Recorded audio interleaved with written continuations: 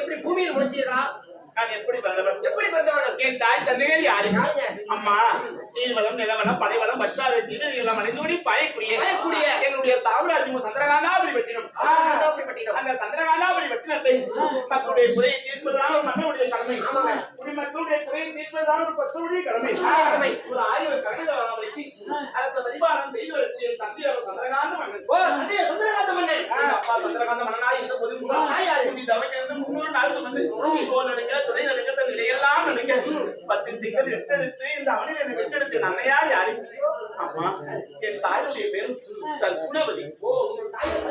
அம்மா ஒரே ஒரு மகன் தான் பிறந்தவர்களா? ஆமாடி அள்ளி செல்லமாக ஆசைக்கு ஆசையாய் அன்புக்கு அன்பாக ஒரே ஒரு மகளை பெற்றெடுத்தா என் தாயும் தந்தையும். அப்படி திருப்போடு நாடாளக்கூடிய மன்னனுக்கும் மகாராணிக்கும் செல்வமாய் நான் பிறந்திருந்தால் என்னடி ஒரு குறையா இருக்கு? என்ன குறை இருக்கு? ஒரு வாழைக்கு ஒரு மணி போல ஒரு வாரம் மறுபடி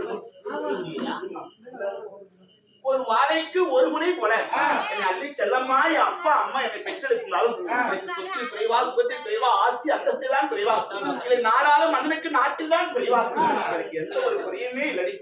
அப்படி குறையில்லாத வாழ்வு வாழக்கூடிய இந்த சந்திரகாந்திக்கு அம்மா மனதிலே இருக்கக்கூடிய ஒரே ஒரு குறையை மட்டும் நினைத்து விட்டார் என் உள்ளமே கல்லடி பட்ட